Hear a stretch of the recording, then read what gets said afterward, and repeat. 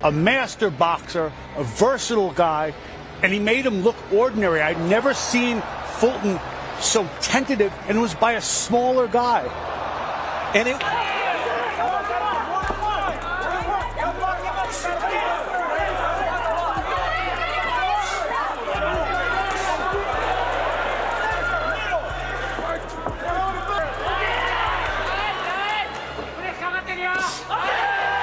He called himself a gang leader, loud, fearless, and ready to destroy Naoya Inoue like it was just another street fight. But when the bell rang, all that gangster talk turned into desperate silence. Because you can't intimidate a monster who doesn't flinch, you just end up feeding him. Stephen Fulton Jr. was built for noise. The man walked, talked, and fought like he owned the streets. Reporters called him the Philadelphia gang leader of boxing, and he wore that title like a badge of honor.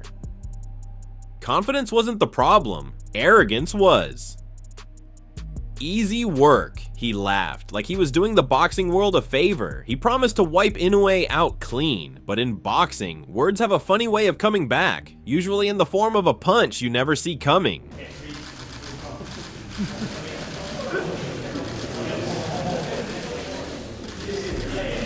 Fulton thought Inoue was hype, just another overpraised fighter from Japan, inflated by media and myth. What he didn't realize was that Naoya Inoue wasn't built from hype, he was built from hunger. The kind of hunger that doesn't crave cameras or applause. The kind that feeds on discipline, precision, and pain. Inoue didn't need headlines. His story was written in knockouts. Before Fulton even dared to say his name, Inoue had already dismantled elite fighters like Jason Maloney and the Filipino legend Nonito Donaire. He didn't just beat them, he humiliated them.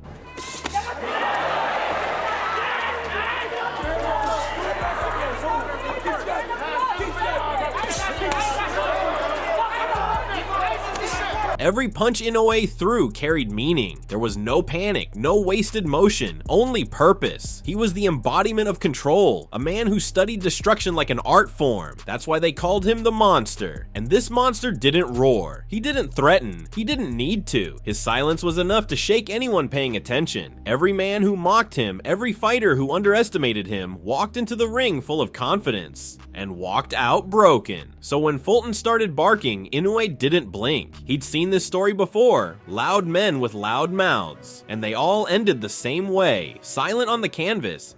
So it's like when other people see that, they like, oh my God, like, how do you feel about it? And it's like, when you know something about yourself and you have that desire to, and you visualize it so much, it feels almost true when you don't even have it.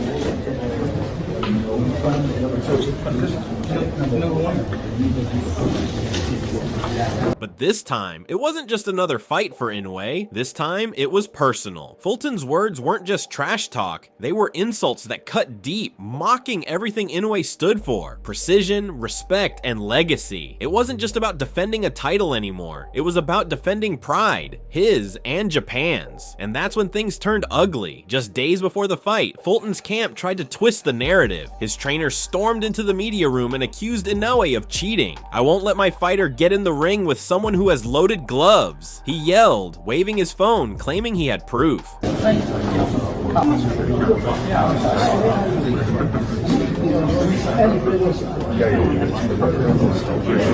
For Inoue, it was disrespect. Fulton's team demanded to oversee the hand wraps, hoping to find something, anything, to confirm their delusion. Officials leaned close. The tension was suffocating. But when it was done, the result was simple. Everything was clean. No tricks, no hidden tape, no loaded gloves, just precision and professionalism. And that led to the fight the next morning. The energy was electric. During the hand wrap inspection, Fulton's camp hovered over Inoue's team like hawks. Every layer of tape was checked, rechecked, and filmed like a crime scene. But once again, everything was clean. No excuses left. The talking was done. The time for words had expired. Only fists would speak next. When the lights dimmed and the crowd roared, the monster stepped forward and the arena seemed to tremble with him. Fulton came out confident, bouncing on his feet, throwing quick jabs, trying to assert dominance.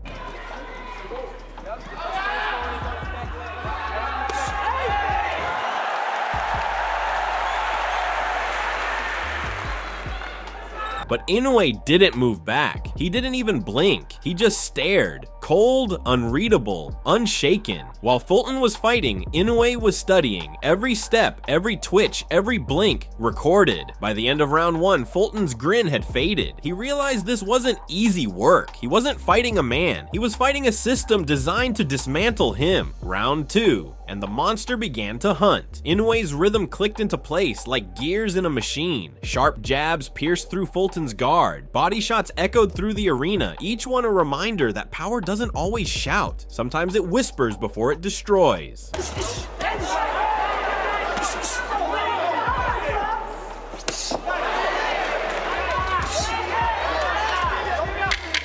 Fulton tried to respond, but every punch he threw came back doubled. His face began to swell. His timing vanished. The swagger drained away. The crowd gasped at Inoue's accuracy. Not wild, not angry, just surgical. Every strike was a lesson. Fulton wasn't just losing, he was being educated. By round 3, the lesson was brutal. Fulton's punches found nothing but air, his movements desperate, his defense unraveling. Inoue moved like a ghost, there 1 second, gone the next. The so-called gang leader looked like a man lost in his own war.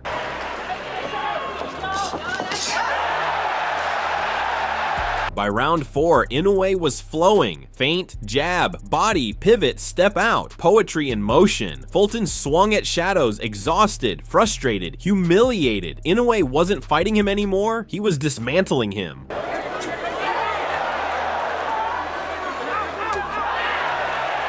Round 5 turned the ring into a classroom. Every jab snapped Fulton's head back. Every hook landed with precision. The bigger man was being walked down by a smaller assassin who fought like a machine made of ice and fire.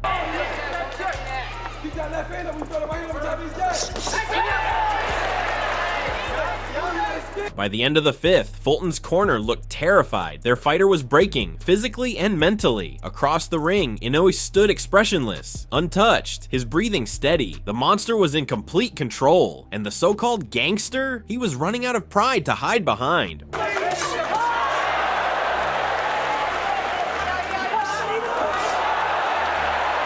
Round 6, the breaking point. Fulton's corner shouted, "Step it up," but he had nothing left to step with. His legs were gone, his timing gone, his heart slowly cracking under pressure. Inoue didn't chase him, he controlled him. Every movement Fulton made, Inoue predicted. Every reaction anticipated. His footwork was hypnosis, his feints, psychological warfare. Before the punches broke Fulton's body, Inoue's rhythm had already broken his soul. You could see it in his eyes, the panic, the realization. He wasn't fighting to win anymore. He was fighting to survive.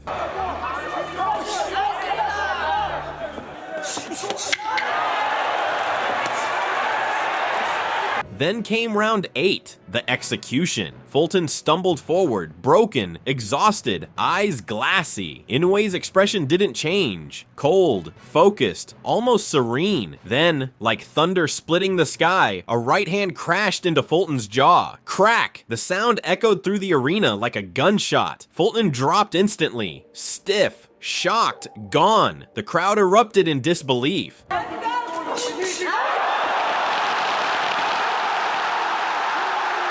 The monster had struck. Fulton tried to rise, legs trembling, pride screaming louder than pain, but it was over. Inoue smelled blood. A flurry followed. Left, right, body, head, each shot faster and sharper than the last. The referee jumped in, waving his arms. It was done. The fight was over. The noise was over. As the crowd exploded, Inoue didn't roar or celebrate. He didn't beat his chest or taunt. He simply bowed, calm, respectful, deadly. Across the ring, Fulton sat on his stool, silent and broken. All that talk, all that bravado turned to dust. The same mouth that promised to wipe Inoue out clean could barely open. There was no sound left, only the echo of his own downfall. The monster!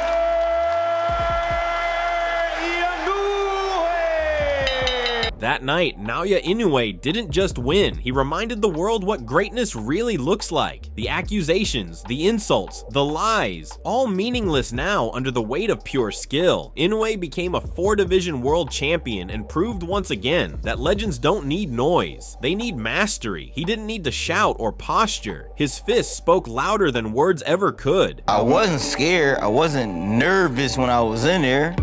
Like, people already knew I'm not scared. Everything was like delayed off. I couldn't really get my groove. Stephen Fulton learned the harshest lesson in boxing, that sometimes the punches you throw before the fight are the ones that hurt the most when you have to take them back. Because in the end, this wasn't just a fight, it was art. It was humility clashing with arrogance, discipline dismantling ego. The monster didn't just beat a man, he silenced an empire of talk, and when the dust settled, only one truth remained. You don't talk trash to a monster, because when the monster finally speaks, he doesn't yell, he strikes. So what do you think? Did Naoya Inoue just prove he's the true pound-for-pound king of boxing? Let me know in the comments.